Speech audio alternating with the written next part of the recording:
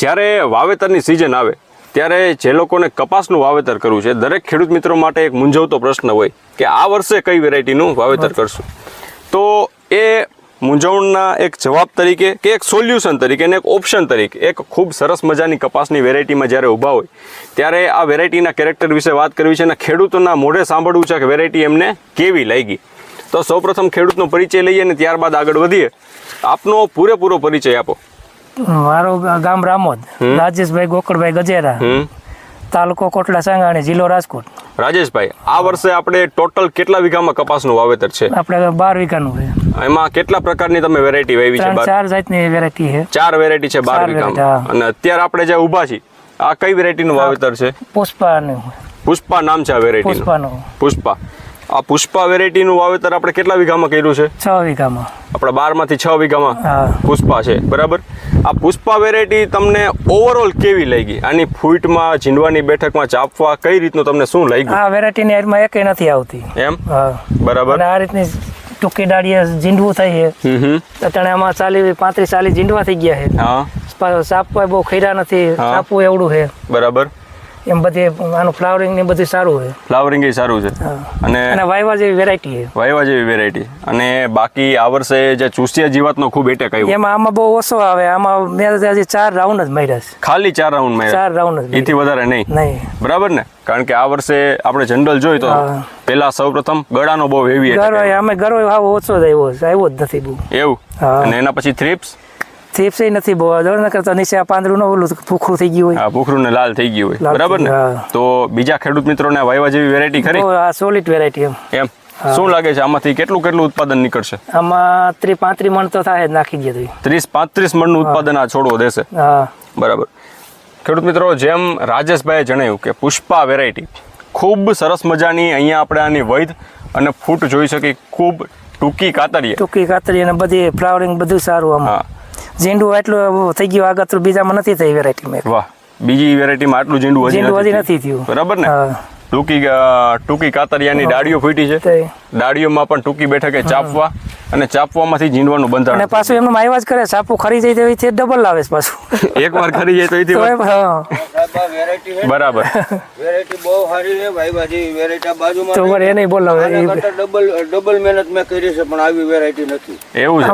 અહીંયા વાત કરી સત્ય હોય જ બોલવાનું. બરાબર. વિડીયો ઉતારે.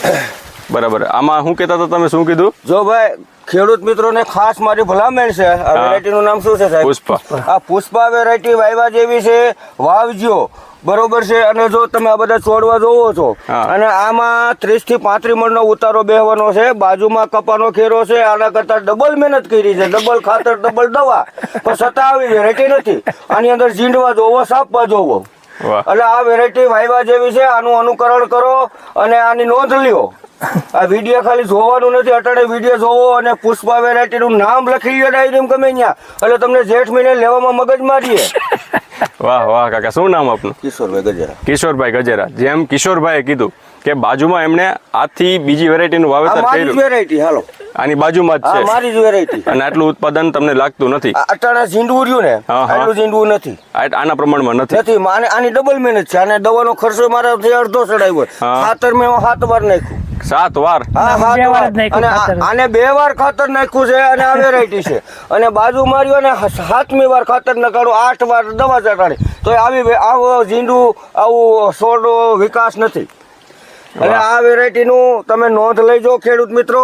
અને વાયવા જેવી છે પુષ્પા. એટલે વિડીયા ખાલી જોવા એ મહત્વ નથી. વિડીયા લઈને લખીને ડાયરીમાં નોંધ કરજો. એટલે જેઠ મહિને તમને મગજમારી એક પુષ્પા લેવાય એમ. વાહ. એટલે જ્યારે વાવ્યું હોય ત્યારે ખબર પડે કે આ વેરાયટી લેવાય. બાકી નકર વિડીયા જોઈને આપણે કાયમ કાઢી નાખવાના છે. પણ વિડીયા જોઈને કાઢવા એ મહત્વના નથી. અમુક વસ્તુની નોંધ લેવી અને ડાયરીમાં ફોન નંબર અને વેરાયટીનું નામ, ક્યાંથી મળે છે, આ બધી નોંધ લેવાની. વાહ. જેમ કિશોરભાઈ કીધું કે જ્યારે આપણને સારી વેરાયટી જોવા મળે તો એને ક્યાંક ટપકાવી રાખો. બરોબર. એમાં આટલ વિડીયો જોઈ લીધો.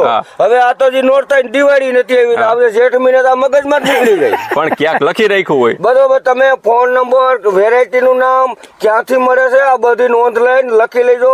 બાકી આ વિડીયા કરવાના સેતવવાનું કામ છે. બાકી તમે આ વાવો તો અમારે કઈ 5 રૂપિયા જોતા નથી. વાહ.